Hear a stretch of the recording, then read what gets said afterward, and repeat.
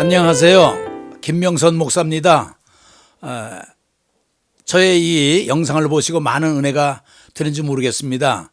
오늘도 전 시간에 이어 기독교 복음의 핵심 진리 로마서를 강의하겠습니다. 그런데 강의하기 전에 여러분에게 부탁할 내용이 있습니다. 뭔가 하니 우리가 이 방송하는 것은 어떤 수익을 위해서 또 유명해지기 위해서 인기를 얻기 위해서 하는 거 절대 아닙니다. 그저 복음을 널리 전하고 싶은 우리의 사명감 때문에 전하는데 여러분이 도와주셨으면 참 좋겠어요. 두 가지를 부탁드리겠는데 여러분 이 방송 들으면서 제가 볼 땐 좌측이면 여러분이 볼 때 우측에 있는 그 구독 버튼을 눌러주시면 고맙겠습니다. 이건 여러분한테 아무 지장이 없는 거예요. 그리고 바로 하단에 손가락 나와 있는 거 있죠. 좋아요 눌러주시면 참 좋을 것 같습니다. 웬관이 조회수가 많으면 많은 사람들이 보게 되고 많이 보게 되면 복음이 널리 전파되지 않나라고 하는 그런 바람 속에서 부탁을 드렸고요. 또 한 가지는 복음이라고 하는 것은 목사만 전하는 것이 아니라 여러분도 전할 수 있습니다. 웬관이 시간을 내서 나가 전도할 수 없잖아요. 그렇다고 누굴 붙잡고 이 복음을 설명할 수 없잖아요. 그렇죠? 그러니까 여러분이 이 말씀을 들으시고 은혜가 안 되면 몰라도 은혜가 된다면 이걸 여러분 지인들에게나 친구, 동료들에게 이렇게 보내주시면 그 양반들이 듣고 은혜를 받으면 얼마나 좋겠어요. 여러분의 상급입니다. 그러니까 목사만이 복음을 전하는 것이 아니고 여러분이 간단하게 몇 번 이렇게 관심을 가짐으로 인해서 복음을 전파할 수 있는 거니까 이 복음이 은혜가 된다면 여러분 지인들 친구들에게 이렇게 퍼날라 주셨으면 대단히 고맙겠습니다. 그걸 부탁드리고 오늘 이제 시작을 하도록 하겠습니다. 오늘 본문 말씀은 이렇게 시작이 됩니다. 생각한데 현재의 고난은 장차 우리에게 나타날 영광과는 비교할 수 없도다. 피조물이 고대하는 바는 하나님의 아들들이 나타나는 것이니 피조물이 허무한데 굴복하는 것은 자기 뜻이 아니요 오직 굴복에 하게 하시는 이로 말미암음이라. 배려하는 것은 바라는 것은 피조물도 썩어짐의 종로를 한 데서 해방되어 하나님의 자녀들이 영광의 자유에 이르는 것이라 라고 하는 로마서 8장 18절로부터 21절까지 내용이 되겠습니다. 오늘 여러분이 아신 대로 여기 고딕체로 쓴 데 있죠. 고난과 영광. 고난과 영광과 어떤 관계가 있느냐. 또 피조물이 나오는데 피조물은 또 왜 여기서 나오는가. 이것이 오늘 주제의 내용이 되겠습니다. 말씀드린 대로 고난과 영광은 이 단락의 주제가 되는데요. 자녀들이 장차 받게 될 영광은 성령의 열매로서 우리가 결국 구원을 얻게 되는 영광을 얻게 되는데 그러기 위해서는 우리가 그리스도와 함께 고난도 같이 받아야 된다. 이 고난과 영광의 관계. 또 하나는 피조물이라는 게 나와요. 피조물이 뭡니까? 지음을 받았다는 뜻 아니겠습니까? 그것과 어떤 관계가 있느냐. 그래서 18절에서 21절까지 전반부는 하나님의 피조물이 받는 고난과 영광에 대해서 말을 하고 있고요. 그 다음에 23절에서 25절까지는 하나님의 자녀들이 받는 고난과 영광, 이 내용이 되는 것입니다. 그걸 염두에 두시고 오늘 이 강의를 들어주시면 되겠습니다. 고난과 영광은 분리할 수가 없다. 서퍼링, 고통이죠. 그리고 글로리는 분리할 수가 없다. 동전의 양면성과 같다. 그것은 성도들의 체험에서도 그렇고 그리스도의 체험도 그렇다. 이게 무슨 말인가 하니 예수 그리스도도 고난을 받으신 후에 영광을 받았잖아요. 십자가의 고통을 통해서 부활의 영광을 맛보시고 성도들도 마찬가지로 똑같이 고난을 경험하고 영광을 경험하게 된다는 것이 성도와 그리스도와 똑같은 입장이라고 하는 것입니다. 두 번째는 우리는 잠깐 고난을 받은 후에, 여러분 고난 오래 가지 않습니다. 고난은 잠깐이라고 그랬어요. 그 후에야 영원한 영광에 들어가게 된다. 그러니까 여러분이 고난과 영광과 고난은 뗄래야 뗄 수 없어요. 동전의 양면성이라고 할까? 새 양날개라고 할까? 아니면 레일을 굴러가는 두 추이라고 할까? 바퀴라고 할까? 그래서 고난과 영광은 결합되어 있어 우리 분리할 수가 없다. 이것은 여러분 설명을 듣게 되면 이해가 될 것입니다. 고난과 영광은 두 시대를 특징이 된다. 내용은 고난과 영광이지만 그 고난과 영광을 시대적인 관점에서 이렇게 조명해 보면 이 시대는 지금 우리가 당하는 시대, 또 앞으로 올 시대, 쉽게 얘기하면 현재와 미래죠. 이미 already 왔지요. 난 아직까지 오지 않은 가운데 우리가 살고 있거든요. 무슨 말인지 아셨죠? 그래서 온 시대와 이미 또 올 시대 그 가운데 살고 있는데 이것이 고난, 독사라고 하는 영광인데 이 고난과 영광 두 용어로서 우리가 요약을 할 수 있다는 거예요. 현재와 미래 경험하는 것으로서 이제 그것을 염두에 두시고 다음 설명 들어가도록 하겠습니다. 고난은 우리의 육체적이고 도덕적인 모든 연약함도 포함된다. 이게 무슨 말인 거 아니? 고난은 우리가 당하는 어려움, 모든 것이라는 거예요. 그것은 현재 우리의 구원이 반쯤인 상태에 있기 때문에 생겨나는 것이다. 반쯤이 무슨 말인 거 아니? 이미 시작은 반이라는 말이 있죠. 왠고 아니 우리가 예수 그리스도를 영접함으로 인해서 이제 구원을 받았잖아요. 이미 그 구원을 살고 있잖아요. 이제 언젠가 완성될 거 아니에요. 그렇기 때문에 지금 이미 구원이 시작됐고 그런 가운데 우리가 살고 있기 때문에 그걸 반으로 보는 겁니다. 왜? 시작은 반이니까. 그러나 아직까지 완성은 안 됐잖아요. 그 반은 남아있는 거죠. 그런 의미에서 영원한 하늘나라에 갈 것이지만 지금도 진행되고 있는 하나님의 나라에 우리가 살고 있다는 의미에서 반쯤이라고 표현을 한 것입니다. 그렇지만 영광은 영원하며 죽지 않고 썩지 않는 영원하신 하나님의 광채다. 이 하나님을 존재를 나타낼 때에 하나님 영광으로 나타냅니다. 이건 또 광채. 이것이 하나님을 표현하는 거예요. 이렇게. 그렇게 하시고 하늘나라에서 우리가 살게 되는 하나님과 더불어를 하나님의 영광, 하나님의 광채 이렇게 표현을 한 것입니다. 자, 언젠가는 그것이 나타날 것이다. 그것이 뭘까요? 그때 우리가 그것을 함께 나누고 그것에 의해 변화될 것이다. 그것이 뭐겠어요? 하나님의 영광입니다. 하나님의 나라입니다.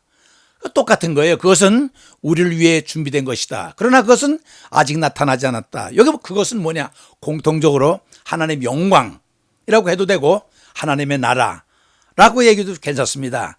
그것의 의미를 알겠지요. 그러니까 언젠가는 하나님의 영광이 나타날 것이다. 이래도 맞고요. 언젠가는 하나님의 나라가 임할 것이다. 이래도 맞으니까 여기서 공통적으로 그것이라고 하는 것은 하나님의 영광, 하나님의 광채, 하나님의 나라 이렇게 해석을 하게 하면 되겠습니다. 아직 오지 않았죠. 그렇죠? 오고 있는 중이죠. 자, 세 번째에 고난과 영광은 비교할 수 없다. 여러분, 생각컨대 현재의 고난은 지금의 고난 얘기하죠.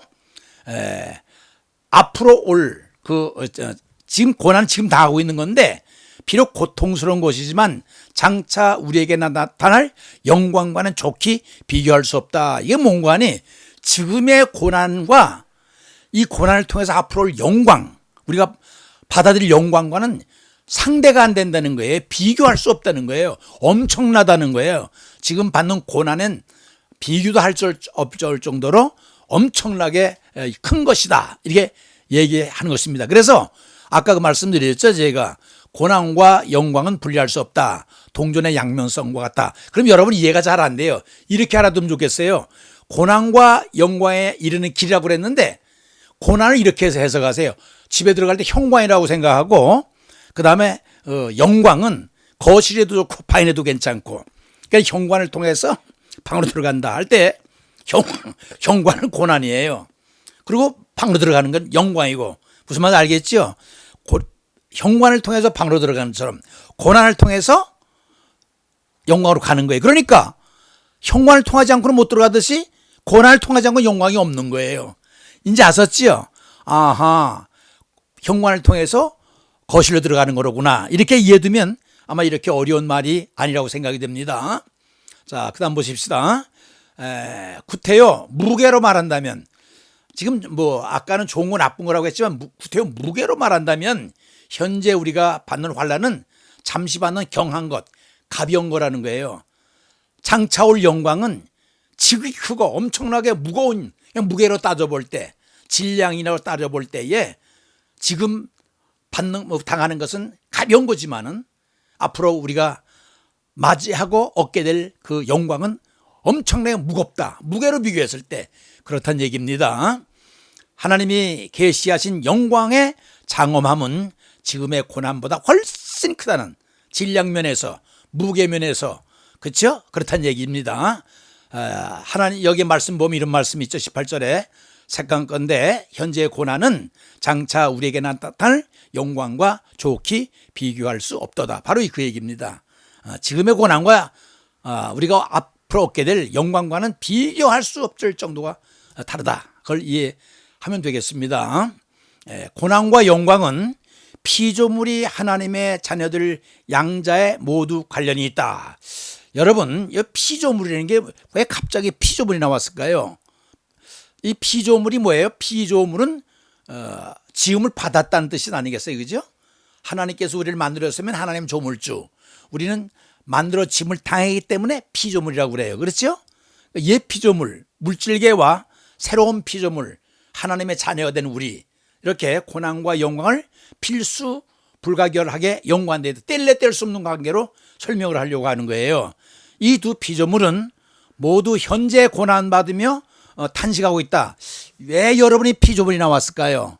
여러분, 이제 설명이 되겠습니다만은 여기 피조물은요, 우리도 물론 피조물이죠. 인간도, 사람도. 그러나 여기서 얘기하는 피조물은 사람을 제외한 모든 자연물을 얘기를 하고 있습니다. 웬고하니 사람이 에덴 동산에서 범죄함으로 인하여 사람이 저주를 받았잖아요. 그건 죄를 줬으니까 저주를 받는 건 당연한데, 성경 읽을 때 여러분 놀라운 사실은 이유도 없이, 잘못도 없이 사람 때문에 누가 피해를 입는 거 아니? 자연물이 피해를 입어요. 저주를 받아요. 아니 얼마나 억울해요. 사람이야 우리가 죄를 져서 우리가 저주를 받지만 자연물은 저주받을 이유가 하나도 없거든요.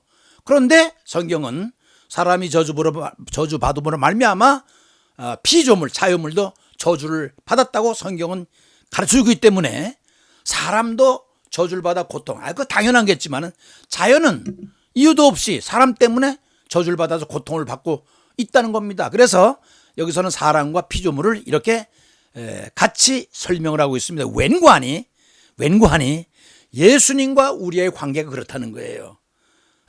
예수님께서 고난당하신 것처럼 우리가 고난을 당하고, 예수님이 영광을 얻은 것처럼 우리도 영광을 얻는다라고 예수님과 우리과 이렇게 관계를 맺어진 것처럼 마찬가지로 우리와 자연물, 피조물과 같은 관계라는 거예요.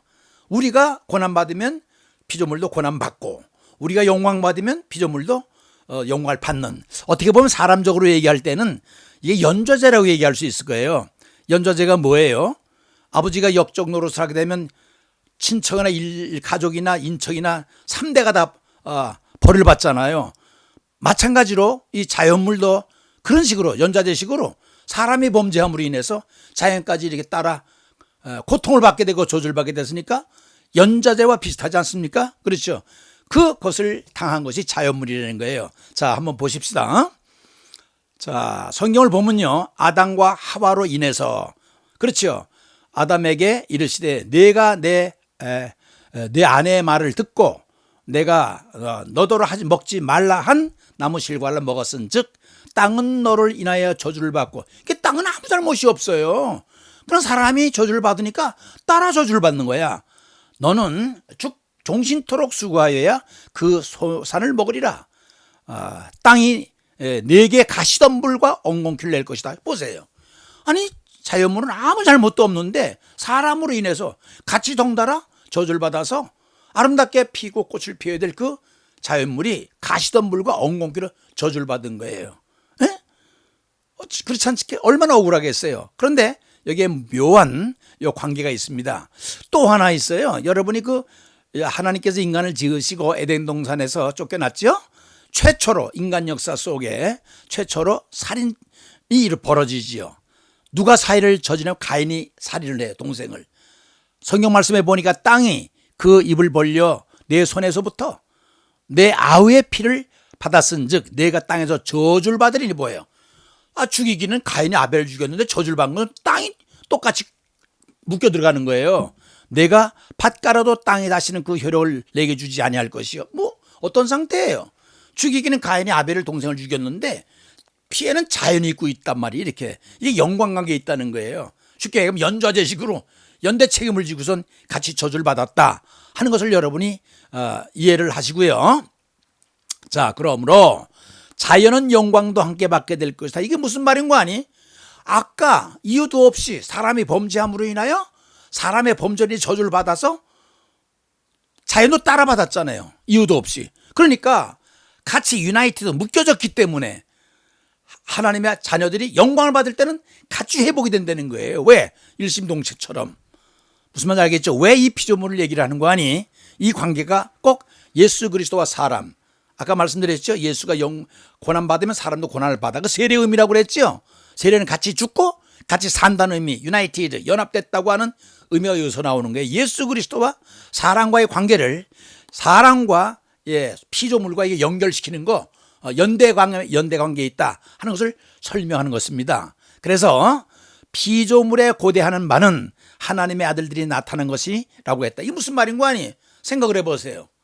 이유도 없이 사람에 의해서 따라서 저주를 받는 것이 자연물 아닙니까? 그러니까 이 자연물이 바라고 있는 것은 하나님의 자녀, 사람이 회복돼서 영광을 되찾게 되면 따라서 되찾게 된다는 거예요. 그러니까 자연물은, 피조물은 그걸 바라고 있다는 거예요. 사람이 회복되기를. 왜? 자기가 결속되어 있기 때문에, 유나이티드, 연합되어 있기 때문에. 무슨 말인지 아셨죠? 피조물이 고대하는 바는 하나님의 아들들이 나타나는 것이니라고 했다. 하나님의 아들들은 뭐냐면 죄인이 예수 그리스도를 통해서 하나님의 아들로 영광으로 회복이 되면, 위치가 회복이 되면 자연물도 따라서 회복이 된다는 것을 얘기하고 있는 것입니다. 그렇지 않겠어요? 망할 때 같이 망했지만 흥할 때는 같이 흥해야지요. 이 얘기입니다. 자, 피조물이 고대하는 바는 그랬죠. 피조물이 기다리는 것은 하나님의 아들들이 나타나는 것이다. 왜 하나님의 아들들이라고 그랬을까? 아까 범죄한 것은 사람이 범죄했을 때는 하나님의 아들들이 아니라고 그랬어요. 예수 그리스도를 영접하고 예수 그리스도를 통해서 아들이 됐으니 우리들도 명물을 갖게 되니까, 아들의 명물을 갖게 되니까 회복이 됐단 말입니다. 그래서 자연물도 따라서 회복이 된다는 거예요. 자동으로. 그 바라는 것은 피조물도 썩어짐의 종로를 한 데서 썩어지고 싶어서 썩어졌나요? 사람이 저주에 따라서 썩어진 종로를 했지요. 이유도 없이 피조물은 한 데서 해방이 돼서 하나님의 자녀들의 영광의 자유에 이르는 것이 누가? 피조물들도. 이제 알았지요? 쉽게 얘기하면 이렇게 같이 망했으니 같이 살아야 된다는 얘기입니다. 자, 여기 보면은 이것이 영어로 하면 여러분 얼마나 이해가 빠른지 모르겠죠. 어떤 분은 한글보다도 영어가 쉽다고 그래요. 그래서 이해를 도우려고 이렇게 적어놨습니다. The creation waits. 동사가 와 있죠? 이 피조물, 창조물들은 기다리고 있다. 누굴 기다려요? In eager expectation. 기다림 속에서 eager for. 뒤에 전치사 for 있죠? 간절히 바라는 거예요. 뭐를? Son of God, 하나님의 아들이 to be revealed. 회복되는 것을 간절히 기다리고 있다는 거예요. 어떻게? In hope. 희망 가운데. 어떤 희망? The creation itself will be liberated. 자유스럽게 해방되는 거예요. 뭐로부터? is 반드시, 그렇죠? 이 속박으로부터. 무슨 속박? To decay. 썩어지는 속박으로부터 회복되기를 바라고 brought into the glory freedom. 글로리어스 프리덤, 영광스러운 자유가 회복되는 걸 바라는 거예요. 누구의? Of the children of God. 하나님의 자녀들이 회복되는 것을 이 피조물도 간절히 바라요. 왜? 다른 길이 없어. 하나님의 아들들이 살아야 내가 사네. 자유 회복되니까 그걸 바라고 있다는 똑같은 내용을 이렇게 영은 설명을 해주고 있습니다. 그럼 여러분 이걸 다시 한번 보세요. 피조물을 설명하려고 제가 여러분의 이해를 도우려고 이렇게 만들어놨는데 여러분 혹시 창조한 순서를 여러분 기억하실는지 모르겠어요. 웬만하면 한 번 좀 기억하는 게 좋아요. 첫째 날 뭘 했어요? 비창조를 했지요. 둘째 날은 뭐예요? 궁창을 창조했어요. 그 다음에 셋째 날은 뭐예요? 풀채소, 땅에 있는 거, 그죠? 제4일째는 해, 달, 별. 이걸 1월 성신이라고 그러죠. 5일째는 뭐예요? 어류, 조류. 물고기와 새 만들고 그다음에 땅에 기는 것 육축에다 사람을 만들었다. 이렇게 만들었다고 그랬습니다. 이걸 왜 적어놨는고 하니 여러분 가만히 보세요. 마지막 날 사람을 지었어요. 이게 뭔고 하니 빛, 궁창, 풀, 채소, 해, 달, 별 다 이건 무대에 불과해요. 주인공은 사람이에요. 사람이 살도록 주인공을 만들기 위해서 무대를 조성을 하는데 빛, 궁창, 불, 채소 이게 하루하루 다 무대를 만들어 놓은 거예요. 그리고 마지막 날에 사람을 만들었어요. 왜 그랬을까요? 왜 이걸 설명하는 거 아니? 사람이 저주를 받으니까 사람을 위해서 준비해 놓은 무대가 이것이 다 필요 없다는 거예요. 같이 저주를 받았다는 의미를 이해를 놓으려고 이렇게 적어놨습니다. 무슨 말인지 아셨죠? 사람 주인공을 하나 세우기 위해서 첫째 날부터 무대를 만들어 놓은 거예요. 근데 사람이 저주하니까 주인공이 범죄해버리니까 어떻게 되겠어요? 이 무대가 다 필요 없다는 거예요. 그래서 피조물이 이렇게 함께 저주를 받게 됐다. 그런 의미도 있고요. 제7일에는 하나님께서 안식하는데 또 이런 의미도 여기서 발견할 수 있어요. 하나님께서 이 인생들을 사람들을 심판했죠. 물로 노아 때. 그리고 다시는 물로 심판하지 않겠다. 이 7 무지개 색깔을 줬는데 그리고 언젠가는 불로 심판한다고 그랬어요. 여러분 불로 심판하지 않아도 인간들이 어리석어서 수소폭탄 만들고 원자폭탄 만들고 살인무기 만들어서 많은 걸 만들어서 이 재앙이 오겠지만 하나님은 그렇지 않아도 이 순서를 보면 그걸 알 수 있어요. 이 무대 6일 동안 창조한 것이 사람을 위해서 조주한다고 그랬죠. 사람이 범죄하면요 하나님은 무대를 걷어가 버려요. 자연 만물 다 걷어가면 인간은 존재할 수가 없어요. 왜? 사람과 자연과는 상관관계이기 때문에 상생관계이기 때문에 자연물이 파괴되면 인간은 존재할 수가 없어요. 그래서 여러분 요새 공기오염, 물오염, 환경오염 많이 있잖아요. 이거요 자연물 하나 둘 셋 넷 제거하면 사람은 살 수가 없어요.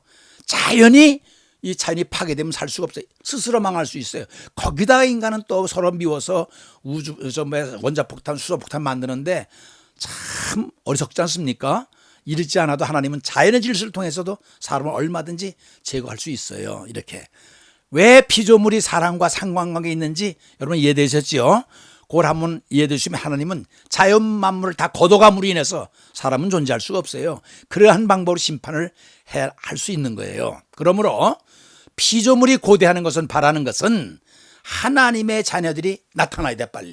빨리 나타나서 자기도 회복이 되고 싶은 거예요. 그래서 한편으로는 자신들의 신혼이 밝혀 자기의 이 처지가 회복되길 바라는 거예요. 다른 한편으로는 그들의 영광을 부여받아 애초의 모습을 회복하고 싶은 거예요. 애초에 회복하는 뭐예요? 저주받기 이전에. 이것은 온 피조물이 새롭게 됨을 의미하는 것이다. 사람이 새로워지는 건 뭐예요? 하나님의 아들이 되는 것. 죄인이 예수 그리스도를 영접하고선 하나님의 아들이 신분이 회복되면 따라서 자연 만물도 회복이 된다. 그러니 그것을 왜 안 기다리겠어요? 그 일밖에 없어요, 피조물은. 그래서 우리가 이 범죄함으로 해서 에덴에서 쫓겨났잖아요. 이거 신락원이라고 그래요. 낙원 잊어버렸다.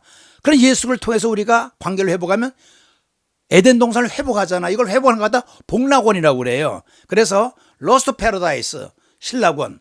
어떻게 변해요? 리커버트 패러다이스. 다시 복락원, 낙원을 회복하는 거예요. 무슨 말인지 알겠죠? 그러니까 이 피조물들도 얼마나 그것을 고대하겠어요. 왜? 사람이 하나님의 아들들이 회복이 돼야 자기도 회복이 되니까. 자, 하나님의 자녀들의 고난과 영광이 23절로부터 27절까지 나와 있는데요. 22절과 23절은 하나님의 피조물과 하나님의 자녀들을 심장하게 대비시키고 있자. 아까 얘기했잖아요. 피조물과 왜 피조물이 여기서 나오겠어요? 이 자녀들의 입장을 대비시키는 거예요. 23절은 모든 피조물들이 탄식하는 것에 대해서 말하고 있어요. 왜 탄식해요? 억울하잖아요. 사람 때문에 저주를 받았으니까 탄식 가운데 있는 거예요. 그렇지만 이 탄식이 하나님의 아들이 회복될 때에 다시 회복되니까 지금은 저주받은 상태니까 피조물도 탄식한다 이렇게 표현이 된 겁니다. 그 내용을 보면요. 한번 보십시다. 자, 19절 22절에 네 번의 피조물이 언급되어 있는데 그 의미가 과연 뭘까? 바울이 말하는 피조물은 그것은 인간을 제외한 모든 생물과 무생물. 아까 얘기했죠.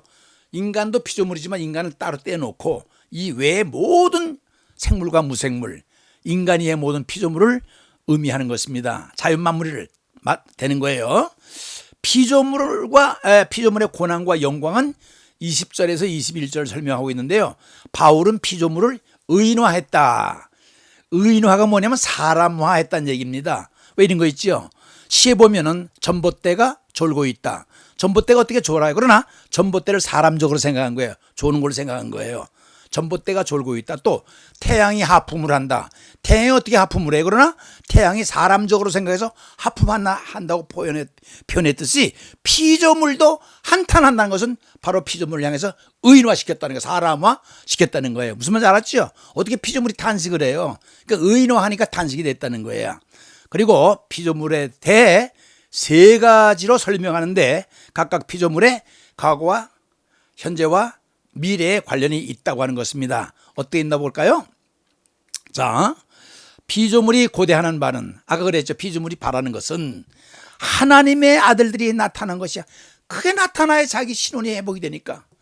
피조물이 허무한 데 굴복하는 것은, 피조물이 허무하게 저주를 받은 것은, 굴복하게 된 것은 아무 끽소리 못하고 자기 뜻이 아니요, 자기 뜻을 어찌할 수 없지요. 오직 굴복해 하시는 이로 말미암아 누구예요? 하나님이 이렇게 하시니까 따라 행한 거예요. 사람이 저주를 받으니까 따라 행한 것은 내 의지가 아니라는 거예요. 하나님이 하셨지.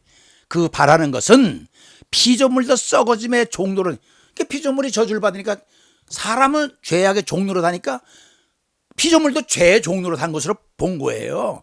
의인화로, 그렇죠? 해방이 돼요. 거기서 이스케이프 돼가지고 해방이 돼서 하나님의 자녀들의 영광의 자유에 이른 걸, 그걸 학수고대하고 있어요. 왜? 사람이 하나님의 아들이 돼서 그 자리가 신분이 회복될 때 같이 회복이 되니까 목숨 걸고 그걸 바라고 있는 거예요. 피조물이 다 이제까지 함께 탄식, 아까 그랬죠. 의인화라고 탄식하고 종로를 하고 있어요. 곧 함께 고통을 받아요. 누구와? 사람과. 이유도 없이. 왜? 사람을 위해서 만들어진 창조물이기 때문에. 연좌제라고 설명했죠. 제가 우리가 아느니라 그 얘기를 하고 있어요. 같이 함께 이렇게 우리가 어려움을 당하고 있다, 탄식하고 있다, 이렇게 설명을 하고 있는 것입니다. 피조물이 허무한 데서 굴복했다. 20절에 이는 하나님의 심판을 의미하죠. 피조물이 허무한 데 굴복했다는 저주가 떨어지니까 그냥 뭐 당할 수밖에 없었다는 얘기입니다. 이 심판은 하나님이 불순종한 후에, 아담이 불순종한 후에 자연이 임한 거지요. 자연이 따라온 거지요. 연좌제식으로 함께 저주를 받아서 아름다운 풀이 엉겅퀴가 되고 가시덤불이 돼버린 거예요. 땅은 그로 인하여 저주를 받았다. 어떻게 보면 이 생각이 있었다면 땅도 억울하다고 할 거예요. 그렇죠? 그래서 가시덤불과 엉겅퀴를 낼 것이며 그 후손들은 종신토록 수고하고 땀을 흘리며 마침내는 죽고 종래에는 다 흙으로 돌아간다. 마테아요데스, 곧 허무한데 라는 한마디로 하나님의 저주의 결과를 요약한다. 다시 말하면 저주받아서 비참하게 됐다, 이런 뜻입니다. 이것이. 자, 그 다음에 내용을 또 보겠습니다. 이 말은 공허함, 무익함, 목적 없음, 덧없음을 의미하는 거죠. 비참한 거죠. 이는 해 아래서 시간과 공간에 묶여 아무런 궁극적인 판단, 기준 없이 살아가는 삶의 본질적 불합리성을 표현한 것이다. 다시 쉽게 얘기하면 인간의 비참성을 말해주고 있는 것이다, 이런 뜻이 되는 것입니다. 자, 둘째는요, 피조물도 해방되어 라고 하는 21절 나오죠. 해방이 됐다. 피조물이 허무한 데 굴복하는 것은 영원토록 지속되지 않을 것이라는 하나님의 약속이 있어요. 그러니까 영원히 저주받아서 끝나는 게 아니라 언젠가는, some days, 언젠가는 하나님의 아들들이 회복되면 따라 회복된다는 약속이기 때문에 언젠가는 새로운 시작을 하게 될 텐데 바울이 이것을 해방이라고 표현을 한 것입니다. 소극적인 면에서 보면 썩어짐의 종로를 한 데서 해방되고, 썩어짐이 뭐예요? 썩어짐의 종로는 저주받은 상태를 얘기하는 거잖아요. 거기서 해방된다는 거죠. 자유를 얻게 된다. 우주의 수명이나 자연의 퇴보, 썩어짐, 분해, 없어짐을 말하는데 무익함, 속박, 썩어진 고통은 피조물이 심판 아래 혼란한 상태에 있음을 나타내는 용어지만은 영원히 그렇게 될 것이 아니라 거기서 해방된다는 것입니다. 그걸 기다리고 있는 거죠. 자연은 여전히 작동하며 움직이고 있고, 그죠?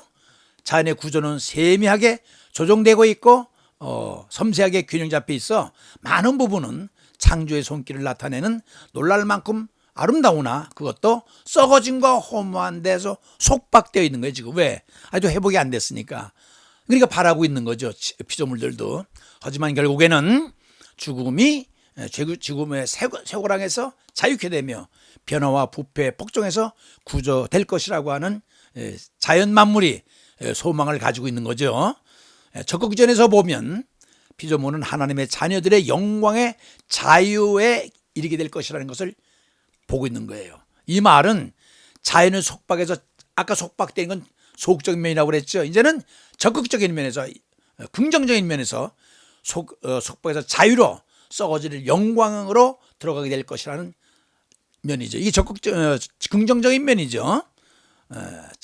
영광으로 들어가게 된다는 이는 부패한 데서 부패하지 않은 것이 된다는 뜻이죠. 사실상 하나님의 피조물들은 하나님의 자녀들과 함께 영광을 나누게 된다. 아까 설명했죠. 그 자체가 그리스도의 영광이기 때문이다. 이게 똑같은 내용입니다. 자, 보면요. 자연 자체가 새롭게 될 것이라고 하는 기대는 메시아 시대에 대한 구약의 예언적 환상이다. 예언에도 구약에도 나와 있었잖아요. 언젠가 구세주가 나타날 거라는 거예요. 나타나면 자연은 잔이 회복되는 거죠. 특히 시편과 이사의 환상에 잘 나타나 있다. 이건 구약에서 얘기하는 거고요.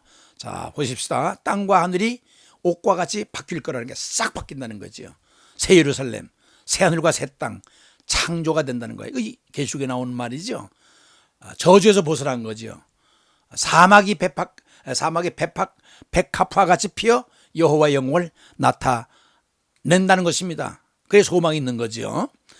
야생동물과 가축들이 평화롭게 공존하고 함께 살며 심지어 가장 사납고 독 있는 짐승들이라도 함께 해함도 없고 상어도 없는 그런 상태가 된다는 거예요. 그런 상태로 회복이 된다는 거예요. 이렇게 이스라엘 사람들의 믿음을 표현한 생생한 비유적 표현들, 패러블이죠. 비유라고 하는 것은 어떻게 나타나있나 한번 볼까요? 보면요, 구약에 이렇게 나와 있어요. 그때에 이리가 어린 양과 함께 거해. 이리와 양과 함께 거한대요. 표범이 어린 염소와 함께 누우며, 그죠? 송아지와 어린 사자와 살찐 짐승이 함께 있어 어린아이에게 끌리며, 암소와 곰이 함께 먹으며, 그들의 새끼가 함께 엎드림에 사자가 소처럼 풀을 먹을 것이며, 젖 먹는 아이가 독사의 구멍에서 장난하며, 독사의 구멍에다 손을 넣고 장난한대요. 젖된 어린 아이가 독사에 굴에서 손을 넣을 것이라. 나의 거룩한 산 모든 곳에서 해함도 없고 상함도. 이거 얼마예요? 완전히 회복된 거지요. 그렇죠? 저주의 상태에서 신천지 새나라 이렇게 회복이 된다는 것을 구약이 이렇게 이사야서 11장 6절에서 9절에 언급을 해주고 있는 것입니다. 자, 신약에서는요, 예수님도 그가 다시 오실 때 새롭게 된다. 마태복음 19장 8절에 나왔어요. 새롭게 된대요. 베드로도 만물이 회복될 것을 사도행전 19절에 나오죠. 그죠? 그 다음에 바울은 만물의 해방과 화목을 에베소 1장 10절, 골로새 1장 20절에 화목이라고 얘기했어요. 요한은 이별, 슬픔, 고통이 없는 새 하늘과 새 땅. 이게 뭐예요? 다 회복된 거죠, 이제. 그죠? 구약에서도 그랬지만 신약에서도 이렇게 사도들을 통해서 회복의 그것을 언급했다는 것입니다. 자연이 새롭게 되고 변화될 것이라고 하는 일반적인 약속은 분명한 것으로서 모든 해로운 요소가 제거되고 그것들이 의와 평화와 조화와 기쁨과 안전함으로 대체 바뀌어진다는 거죠. 된다는 거예요. 미래의 영광은 우리가 상상할 수 없는 것처럼 그렇잖아요. 지금은 고난이 가볍지만 앞으로 우리가 받을 영광은 아주 엄청나다는 거예요. 우리가 아는 바는 하나님이 창조하신 물질계가 구속되고, 구속은 구원된다는 얘기죠. 영화롭게 되리라고 하는 사실입니다. 하나님의 자녀들이 구속되고 영화롭게 될 것이기 때문에 피조물들도 동시에 같이 될 것이니까 그 날을 소망하고 있다는 것입니다. 셋째로는 피조물이 다 이제까지 탄식한다. 아까 탄식은 뭐라고 그랬어요? 피조물이 무슨 탄식합니까? 의인법이라고 그랬죠. 사람화 시키는 거. 이제까지도 피조물이 침을 탄식하나 그 탄식은 무의미하거나 절망적인 징후들이 아니라는 거예요. 그 고통은 마치 해산의 고통과도 같다. 이게 무슨 말인가 하니 보세요. 여자가 성경 말씀에 나와서 하나 적어놨어요. 여자가 해산하게 되면 그때가 이렇으므로 근심하나 아기를 낳으면 세상에서 사람 난 기쁨으로 말미암아 그 고통을 다시 기억하지 아니하니라. 이게 무슨 말인가 하니 제가 미국에 있을 때 보니까 여자들이 애 낳을 때 보면 첫 아기 낳을 때는요 초조하고 불안하고 막 그런가 봐요. 그리고 얼마나 그 해산할 때 아픈지 막 남편을 쥐어뜯는 사람도 봤어요. 근데 그 고통, 그런데 그 아이가 태어나서 방글방글 웃고 자 인생 의미를 다 둘 때 얼마나 행복해요. 그러면 그 행복한 중간 날 때 고통 다 있는다는 거예요. 그래서 또 둘째 낳으려고 생각하고 어떤 제 딸 친구 보니 4명까지 낳더라고요. 이게 뭐냐면 지금의 탄식은 앞으로 받을 영광과는 비교가 안 되는데 꼭 그게 뭐가 같은 거니 해산할 때는 고통스럽고 아프고 막 불안하지만 낳고 난 그 아이가 주는 기쁨, 그 영광, 이걸 대비시킨 거예요. 비유법으로. 이해됐어요? 그것이 고난과 영광의 그 좋은 해석이 비유가 됩니다. 이제 곧 새로운 질서가 나타날 것이라는 확신을 제공해 주기 때문이다. 지금의 고통은 메시아의 도착을 알리는 포고 같다, 선포와도 같다는 거예요. 자, 무슨 말인지 알으셨죠? 거짓 교사, 지진, 기근, 전쟁들의 재난 시작이다 그랬죠, 그죠? 새 시대의 첫 번째 이런 것이 진통이라는 거야. 그분의 오심을 나타내는 예비적 징후라는 거야. 그러니까 고통을 보지 말라는 거예요. 고통이 와야 현관을 통해서 들어가야 거실로 들어가듯이 이 현관은 반드시 통과해야 되는 예비적 징후라. 그렇게 비유로 한번 해석하면 이해가 빠를 것 같네요. 자, 피조물의 탄식할 뿐만 아니라 이제까지의 탄식은 해산의 고통이므로 그 고통은 새로운 질서를 고대한다. 이게 바뀌어진 거지, 입장이. 바울의 생각과도 같이 현재의 고난과 미래의 영광은 결합된 것이다. 현관을 통해서 거실 들어간다. 고난과 영광 뗄래 뗄 수 없다. 이 얘기입니다. 그러니까 이렇게 쉽게 이해하면 어려운 부분이 없을 것 같아요. 그 바라는 것 가운데 피조물이 허무한데 굴복했다. 이게 뭐야? 어쩔 수 없이 저주받았다 이 얘기예요. 또는 썩어질 종로, 똑같은 말이에요. 저주받았다, 종로다 똑같은 말이에요. 그런데 그것은 영광이 자유롭게 바뀔 거라는 거예요. 어느 때? 하나님의 아들이 회복될 때에. 그러나 진통 뒤에는 해산의 기쁨이, 요거 바로 그겁니다. 진통 뒤에는 해산의 기쁨이 있어. 고난 가운데 영광이 있다는 얘기를 아주 리얼한 아주 이게 비유법이네요. 그러므로 몸의 부활과 마찬가지로 세상이 새롭게 되는 데는 연속성과 불연속성이 모두 있다는 것이죠. 그렇죠. 고난은 영광, 이거 뭐 의미가 다른 것 같지만 연결되어 있는 거예요. 동전의 양면성, 연속성. 불연속성 같지만 연속성이지요. 우주는 파괴되는 것이 아니라 해방되고 변형되어 하나님의 영광을 변화되는 거죠. 전부 다. 십자가의 고통이 부활의 영광으로 나타나잖아요. 이거 의미 생각하면 될 것 같아요. 자, 너희는 이제전의 일을 기억하지 말며 옛날 일을 생각하지 말라. 보라, 내가 새 일을 행하리니 이제 나타날 것이라. 너희가 그것을 알지 못하느냐? 반드시 내가 광야의 길을 사막의 강을 내리니 장차 들짐승 곧 승냥이와 타조도 나를 존경할 것은 내가 광야의 물을 낸대요. 사막의 길 내어 내 백성 내가 택한 자에게 마시게 될 것이라. 그 옛날 얘기, 그 얘기하는 거예요. 광야 사막 하지만 고난이지만은 이제 거기다 물이 나오고 그죠? 샘이 나오고 참 마시게 된다. 이걸 대비시키고 있는 겁니다. 지금 설명하고 있는 거예요. 비유법으로. 이 백성은 내가 나를 위하여 지었나니 나를 찬송하게 하려. 지금 한탄하고 있지만은 언젠가는 some days 우리가 하나님을 찬양하게 될 거라. 이 얘기를 지금 하고 있는 것입니다. 하나님의 자녀들의 고난과 영광 23절 27절인데 고난과 영광은 여러분 그렇게 생각하세요. 현관을 통해 들어가는 거실 이렇게 알아두면 돼요. 22절 23절 하나님의 피조물과 하나님의 자녀들을 의미시장에 대비시키고 있다. 23절은 모든 피조물이 탄식하는 것에 대해서 말하지만 그 내용을 보면 보세요. 자, 피조물이 다 이제까지 함께 탄식하며 함께 고통하는 것을 우리가 안 하니. 그렇죠? 피조물 탄식하고 있죠. 왜 저주받았으니까 고통받고 있죠. 죄의 종로를 하지요. 이뿐 아니라 또한 우리의 곧 성령의 처음 익은 열매, 성령이 처음 익은 열매 뭔가니 성령을 통해서 우리가 예수를 통해서 구원함을 받은 걸 얘기를 하는 거예요. 받은 우리까지도 속으로 탄식하. 지금 우리가 성령의 열매를 얻었지요. 구원을 받았지만 지금 편안해요? 왜? 아직까지 하나님의 나라가 임하지 않았기 때문에 영광에 못 들어갔어요. 아까 반 왔다고 그랬잖아요. 그럼에도 불구하고 지금 탄식하고 있지만 양자된 것 우리의 몸의 구속을 기다리고 있는 거야. 에? 예수를 통해서 구원을 받았지만 지금도 not yet 아직 완성된 게 아니라는 거예요. 우리가 모래 소행으로 구원함을 받았음에 소망으로 구원을 받았음에 보이는 소망이 소망이 아니니 보는 것을 누가 바라리요. 만일 후에 보지 못하는 것을 바라면 참음으로 기다릴지니라. 그러니까 우리가 그 나라를 소망하면서 다 이루어지지 않았기 때문에 참고 견뎌야 된다 하는 얘기가 되는 것입니다. 우리가 탄식한다. 그래서 아담 안에 있지 않고 그리스도 안에 있다. 지금 탄식하는 것이 있고 아담에 있는 것 같지만 이미 예수를 영접했기 때문에 반은 완성해 놓은 거예요. 그리스도 안에 있다는 거예요. 육신에 있지만 여기 나오죠. 육신에 있지만 성령의 처음 이은 열매를 받은 새로운 창조가 이미 얼레디 시작되었어요. 왜? 예수를 통해서 우리가 영접을 했으니까 우리는 천국 백성이거든요. 그러니까 그 아이러니가 되죠. 왜 구원함을 받았는데 왜 이렇게 고난 받나? 이게 아이러니하지만은 그걸 설명하고 있는 겁니다. 아직까지 우리가 고통받지만 그리스도 안에 있는 것이다. 양자됨으로 구속되었으나 양자는 뭐죠? 양아들을 얻는 거 알죠? 예수 그리스도를 통해서 우리가 예수님 친자고 우리는 양자된 거 아니에요. 예수님 때문에 계속 탄식할 수밖에 없지만은 우리는 하나님의 아들임에 틀림이 없다고 하는 것입니다. 이것이 그리스도인의 딜레마죠. 딜레마 알죠? 구속받았는데 영광 속에 들어왔는데 하나님의 자녀가 됐는데 왜 고통받나? 이 딜레마.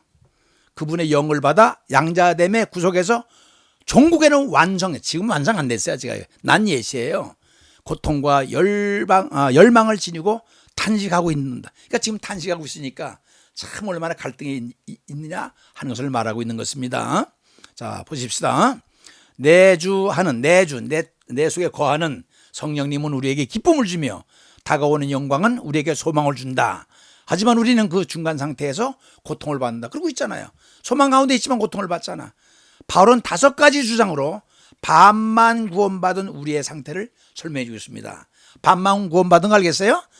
하나님의 나라 자녀로서 이제 우리가 하늘나라를 소유할 수 있지만 영광에 들어가지만 아직까지 고통 중에 있다. 이미 시작은 됐기 때문에 반만이라는 거예요.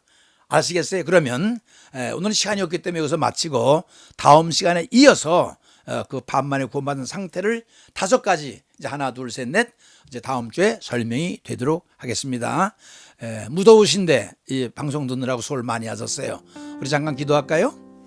고마우신 아버지 하나님, 오늘도 긴 내용을 짧은 시간에 말하려고 하니까 참 마음이 좀 급하지만은 얼마나 전달된지 모르겠습니다. 그러나 잘 이해될 수 있도록 도와주시옵소서. 그래서 이 어려운 로마서가 쉽게 이해되고 기독교 복음의 핵심 진리, 바울이 그렇게 애를 써서 설명하는 의의 사상이 쉽게 이해되고 동의게 되게 도와주셔서 그동안 어려웠던 문제가 쉽게 풀어지는 그러한 은혜를 허락해 주시옵소서. 꼭 우리가 이 귀한 말씀이라면 모든 친지나 동료, 친척, 지인에게 전달해서 함께 구원을 받는 놀라운 복음 전달자가 될 수 있도록 우리 시청하시는 모든 분들, 가족들에게 하나님의 축복을 허락해 주시옵소서. 존귀하신 예수 그리스도의 이름으로 간구했사옵나이다. 아멘.